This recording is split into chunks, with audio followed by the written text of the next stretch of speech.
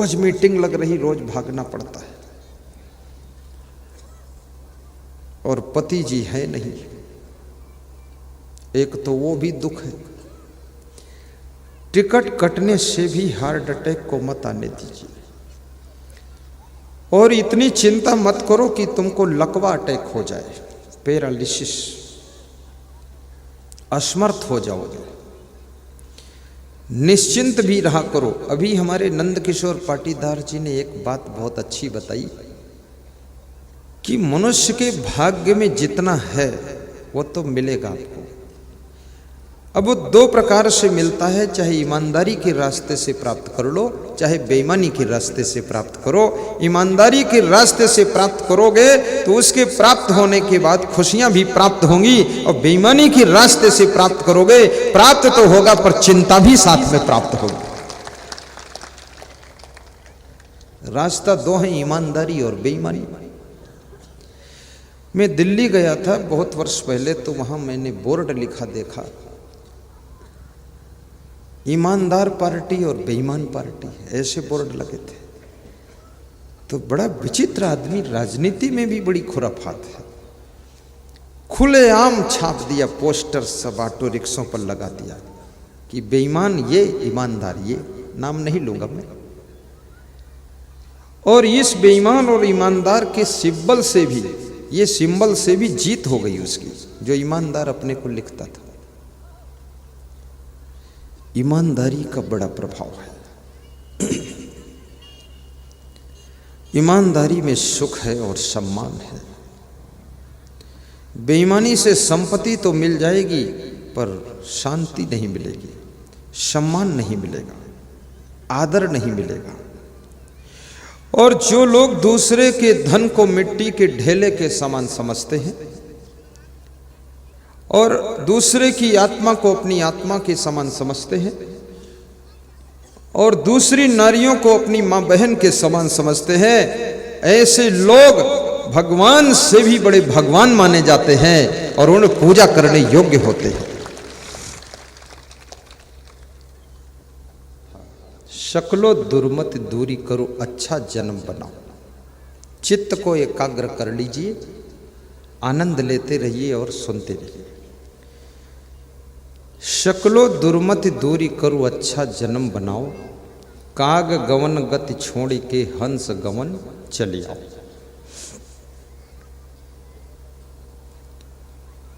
मनुष्य की बुद्धि संगत से प्रभावित होती है। आपके स्वभाव का निर्माण भी संगत के प्रभाव से होता है। चिड़चिड़े लोगों की संगत में रहोगे तो तुम्हारा स्वभाव भी धीरे धीरे चिड़चिड़ा हो जाएगा। सुंदर स्वभाव के लोगों में रहने का मौका मिलेगा तो आपका स्वभाव भी सुंदर बनेगा। चोर महात्मा की कुटिया की बाउंड्री की दीवार के पास में लेटा हुआ है। ये कहानी थी ना, वो कब तक लेटा रहेगा, उसको उठा लेता है। तो महात्मा को कुछ आहट मिली कि मेरे आश्रम में कोई आया है, तो महात्मा टार्च लेकर गया। महात्मा टार्च लेकर गया और टार्च जब जलाया तो चोर ने कहा कि कृपया लाइट मत कीजिए। तो महात्मा ने कहा तुम कौन हो? तो चोर ने कहा तुम कौन हो? तुम मौन हो, बोलो मत। तो महात्मा बोला कि मेरे आश्रम में क्यों घुसे? बोले आश्रम ही एक ऐसी जगह है जहां सभी को आश्रय मिलता है, और आश्रय नहीं मिले तो आश्रम कैसा? चोर बुद्धिमान था, प्रवचन सुनाने लगा। तो महात्मा ने कहा कि तुम हो कौन? उसने कहा मैं चोर हूं, नगर का प्रसिद्ध चोर हूं। तो महात्मा ने कहा मेरी कुटिया से बाहर निकलो। चोर ने कहा रात में जो बाहर निकाल दे वो महात्मा नहीं हो सकता है, और जो चोर को भी शरण दे वो परमात्मा होता है।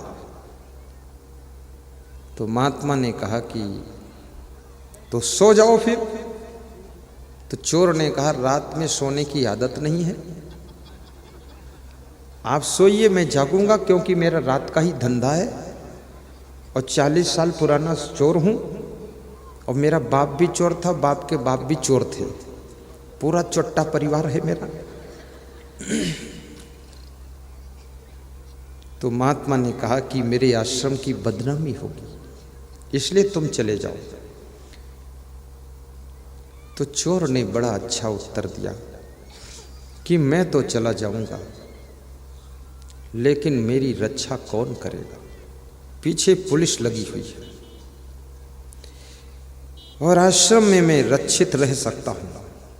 रात ठहरने दो, सुबह चला जाऊंगा। तो महात्मा ने कहा कि रात में अपने आश्रम में रुकने नहीं दूंगा, क्योंकि किसी को खबर मिलेगी कि महात्मा के आश्रम में चोर भी छिपाए जाते हैं, तो मेरे आश्रम की इज्जत का क्या होगा? याद रखना, कुछ लोग ऐसे होते हैं जो तुम्हारे घर में ठहर जाए तो घर बदनाम हो सकता है।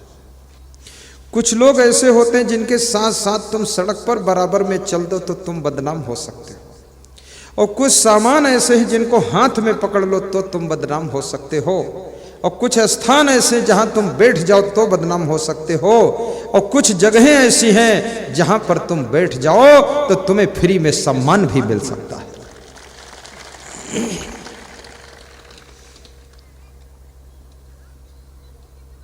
तो चोर ने महात्मा को समझाया कि परहित सरिस धर्म नहीं भाई, आप तो साधु संत ठहरे, मेरे प्रति आपको परोपकार करना चाहिए, ठहरने दो।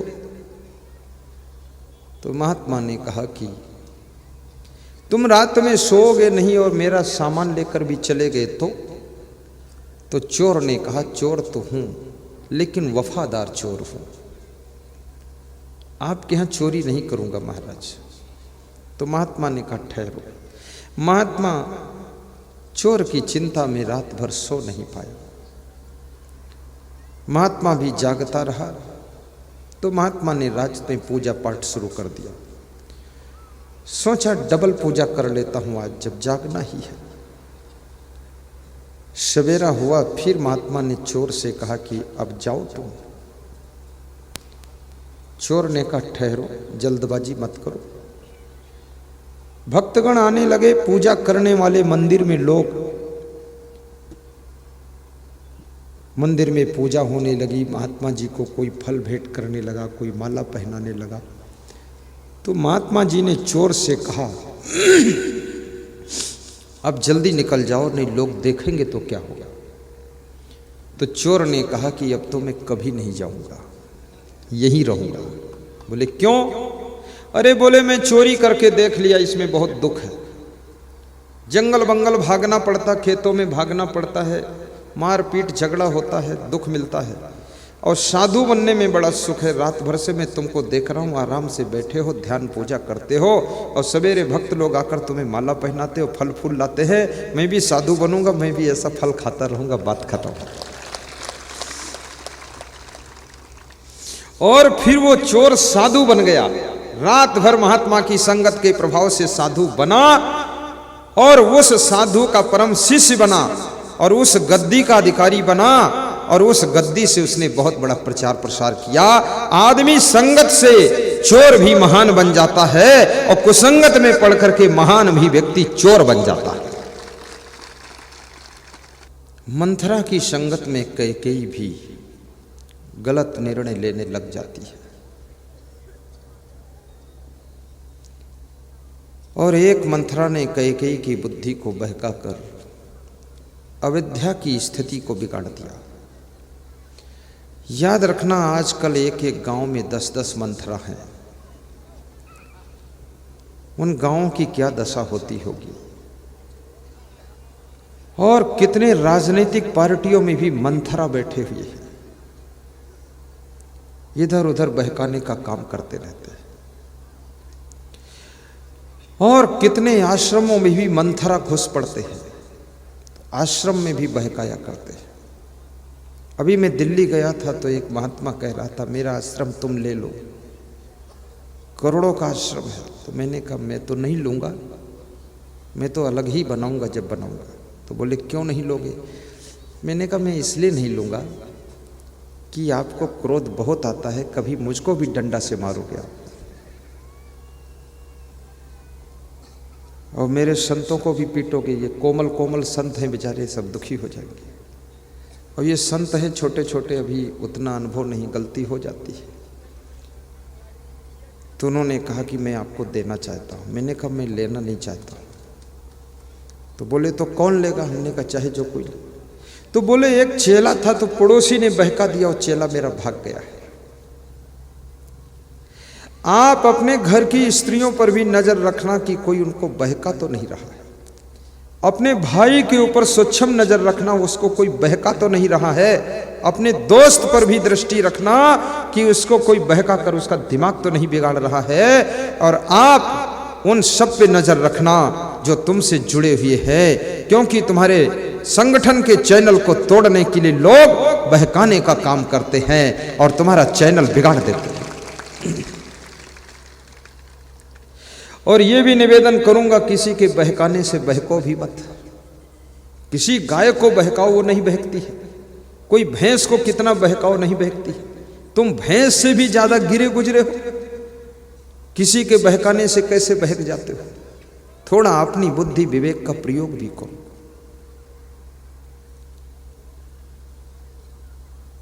चलना संभल संभल की माया नगर यही है, शक्लो दुर्मत दूरी करो अच्छा जन्म बनाओ। आप अपने जीवन को सुखी बनाना चाहते हैं, पहला काम ये करना कि अच्छी संगत करना। दूसरा काम ये करना कि सद्ग्रंथ धार्मिक ग्रंथों का अध्ययन करना। ज़्यादा अध्ययन नहीं कर सकते हो तो रामायण की 4 चौपाई पढ़ो रोज। ज़्यादा मोटे ग्रंथ नहीं पढ़ सकते हो तो छोटे छोटे ग्रंथ, यहाँ साहित्य की दुकान लगी है, नए नए प्रकार की नई नई शैली की किताबें ले लो। बरसे कंबल भीजे पानी खरीद लो और उसको पढ़ो। कंबल बरस रहा, पानी भीग रहा है, उस किताब में अद्भुत लिखा है, मैंने ही लिखा है। जीने की राह पुस्तक है एक, सुख की खोज है, उन्नति के पथ है, असंग अमृत वाणी है, भजनावली है, और मेरे गुरु की लिखी हुई 1-2 पुस्तक है। मेरे गुरु ने 95 साल की उम्र में पुस्तक लिखा है और कह रहे थे कि मैं अभी और लिख सकता हूँ। अभी 99 साल उम्र हो गई उनकी। ऐसी छोटी छोटी किताबें भी ले लो, पेन ड्राइव ले लो प्रवचन की। वातावरण आपके घर का सत्संग का होना चाहिए। एक ससुर अपनी बेटी के घर गया, पेन ड्राइव लेकर गया, तो बेटी के यहाँ मशीन में पेन ड्राइव लगा करके प्रवचन सुना और चलते समय पेन ड्राइव लेना भूल गया और अपने घर वापस आ गया और प्रवचन का पेन ड्राइव वही छूट गया। तो उसका जो दामाद था वो थोड़ा दारू पीता था कभी कभी, तो उसने जब पेन ड्राइव को चलाया, देखा ये पेन ड्राइव लगी, तो बटन दबाया, चालू हुआ प्रवचन। तो उसको अच्छा लगा, आधा घंटे सुना, फिर अच्छा लगा, 1 घंटे सुना, फिर दूसरे दिन सुना। तो 50 घंटे का प्रवचन सुनने के बाद उसने बिना किसी से पूछे, बिना कहे, चुपके से दारू पीना छोड़ दिया। तो बेटी का फोन अपने पिता के पास गया कि पिताजी आप पेन ड्राइव भूल गए थे यहाँ, उससे मेरे पति का सुधार हो गया, उनकी दारू छूट गई है। ऐसे ऐसे कभी कभी कोई चीज भूल भी जाया करो जो हमारे पति जी का कल्याण हो गया। अभी नए वर्ष के उपलक्ष्य में अपने रिश्तेदारों में धार्मिक ग्रंथों का वितरण कीजिए। नए वर्ष के उपलक्ष्य में प्रवचन के मेमोरी कार्ड और पेन ड्राइव वितरण कीजिए। आज हमारे भक्त जी लाए हैं, वो होगा वितरण। और नए वर्ष के उपलक्ष्य में सत्संग समागम कराकर अपने रिश्तेदारों को ज्ञान दिला दीजिए, ग्रामवासियों को ज्ञान दिलाइए। और नए वर्ष के उपलक्ष्य में जो पुरानी मन में ग्रंथि बनी हुई है उसको खोल दीजिए, और किसी से बोलचाल बंद है तो उसको शुभारंभ कर दीजिए। ये नया वर्ष है, पुराना वर्ष जा रहा है, इसलिए पुराना मनमुटाव भी चला जाना चाहिए और नई जिंदगी की शुरुआत होनी चाहिए। अपने अहंकार को अलविदा कर दीजिए, क्रोध की ज्वाला को बुझाइए। और भाइयों बहनों, याद रखना, जब सत्संग आपके आसपास में हो अपने रिश्तेदारों को बुलाकर सुनवाइए, और ये समागम से बहुत बड़ा फायदा होता है। आज यहाँ पर इतने लोग बैठे हैं, सब टीवी में हमको देखते थे। ये पाटीदार समाज गैलरी वाले, ये खोखरिया और मोरू खेड़ी वालों की कृपा से सबको आमने सामने गुरुदेव को देखने का मौका मिल गया। ये कितने बड़े पुण्य की बात है। मैं पूछना चाहूँगा, कितने लोग टीवी चैनल में हमको देखते थे? हाथ उठाओ। वेरी गुड, लगभग सभी लोग। और अभी टीवी में प्रवचन बंद भी हो गया है, बंद है ना, अब ये चालू होने वाला है, कोई चिंता ना करना, चालू होगा। ये नया वर्ष आपके लिए नई तरंग लेकर आ रहा है। और उज्जैन में जो आश्रम बनने की योजना चल रही है, इसमें मध्य प्रदेश वासियों का ज्यादा कल्याण है। आपके जो बच्चे संस्कार विहीन होते जा रहे हैं, उन बच्चों के लिए स्पेशल क्लास लिया जाएगा। 3 घंटे सुबह, 3 घंटे शाम का क्लास होगा, और 6 घंटे में उनके खोपड़ी को चेंज कर दिया जाएगा। खोपड़ी तो वही रहेगी, अंदर चेंज हो जाएगा। और आपको आपका बच्चा ऐसा लगेगा कि बिल्कुल न्यू, कृष्ण भगवान हो गया, राम भगवान हो गया। इस आश्रम के सहयोग में जिन जिन का सहयोग है, व्यास गादी उनको धन्यवाद दे रही है, आशीर्वाद दे रही है। ये बड़े दान डिब्बों में जो दान डालोगे वो भी आश्रम के सहयोग में लगेगा। कार्यालय में जो दान दोगे वो भी आश्रम के सहयोग में लगेगा। और आरती में जो दान अर्पित करोगे वो गौ सेवा में लगेगा। और मेरे पास जो दान अर्पित करोगे वो मेरी और संतों की सेवा में लगेगा।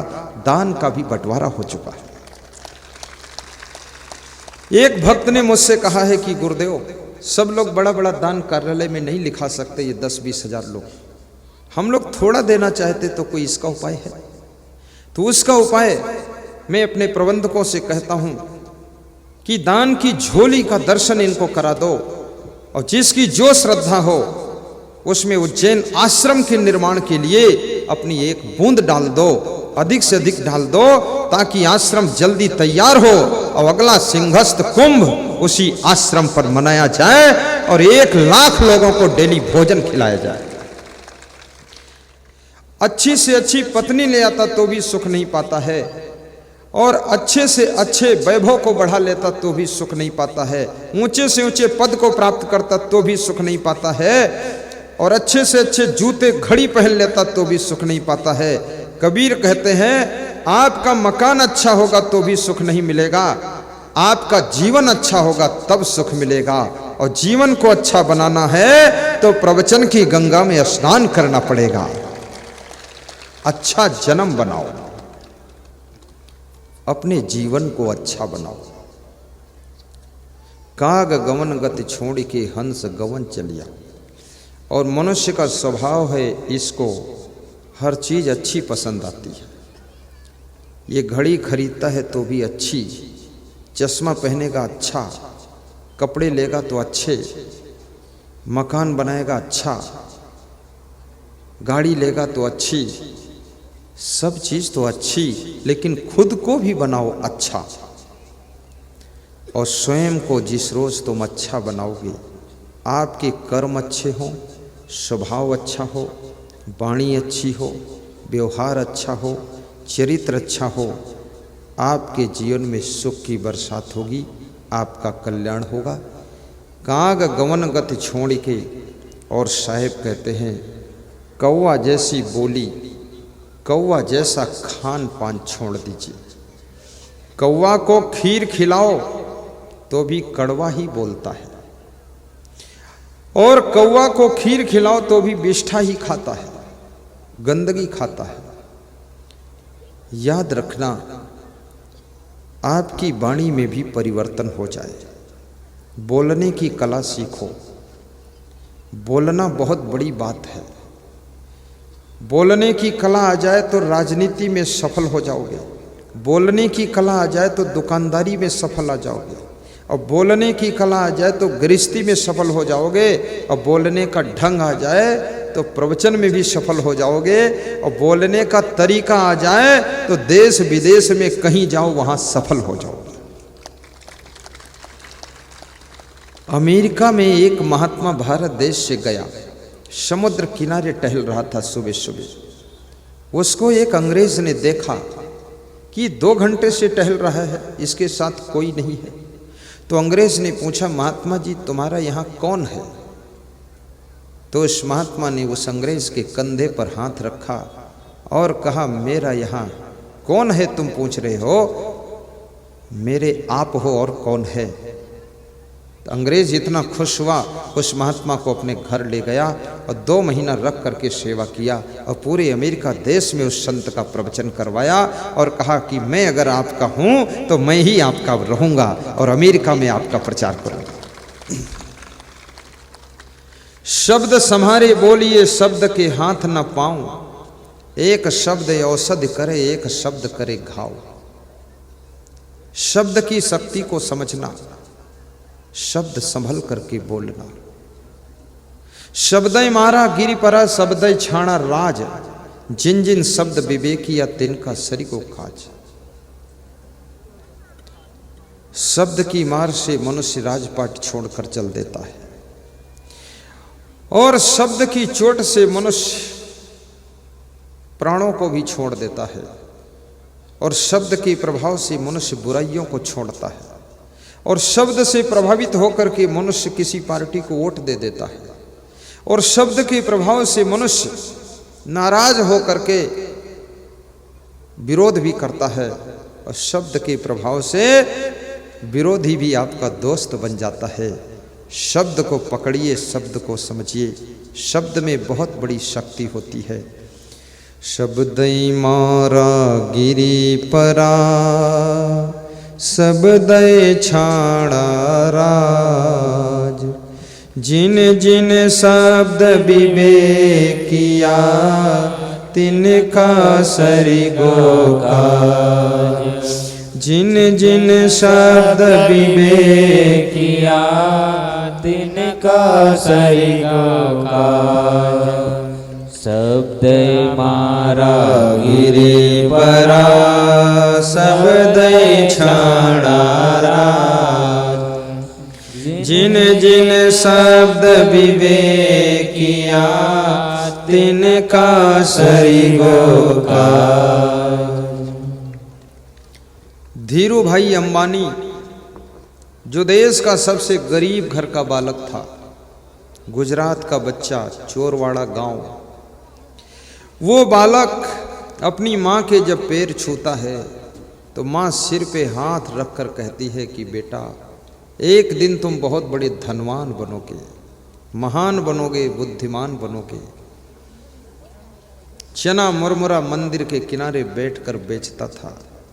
शाम को 1 रुपया मंदिर में दान कर देता था। पुजारी कहता था तुम गरीब हो, दान मत करो। तो धीरू भाई अंबानी बोलता था कि मेरी माँ ने सिखाया है कि 1 रुपया मंदिर में दान करके आना, भगवान के लिए 1 रुपया अर्पित कर देना। बड़ी विलक्षण बात है। और वो पुण्य, वो दान धीरू भाई अंबानी को भारत देश का सबसे बड़ा उद्योगपति बना देता है। मां का आशीर्वाद, मां के शब्द चरितार्थ हो जाते हैं। मैं आपसे निवेदन करूंगा, मंदिरों में जाना, प्रणाम करना, लेकिन अपने माँ बाप को प्रणाम करना, उनसे जो आशीर्वाद मिलेगा, जो गुरु के चरण छूने से आशीर्वाद मिलेगा, जो संत का आशीर्वाद मिलेगा, उनके मुख से निकले हुए शब्द एक दिन आपको आकाश की ऊंचाई पर उठा देंगे और आप बहुत महान बनोगे। आपके घर की महिलाएं घर की गरिमा को बढ़ाने योग्य बने, आपकी बेटियां आपके घर का और आपके यहाँ से विदा होकर ससुराल जाएं तो वहाँ का भी सम्मान बढ़ाएं, ऐसी उनके लिए शुभकामना है। आपके बच्चे भारत देश के गौरव को ऊंचा करने में मदद करें और आपका जीवन करोड़ों लोगों के जीवन में रोशनी लाए। आपकी सहन शक्ति इतनी बढ़े कि गम खाओ, इतनी खाओ कि गम की हद कर दो, और यमराज के दरबार में पहुंचो तो यमराज का खाता भी रद्द कर दो, यमराज का खाता रद्द कर दो।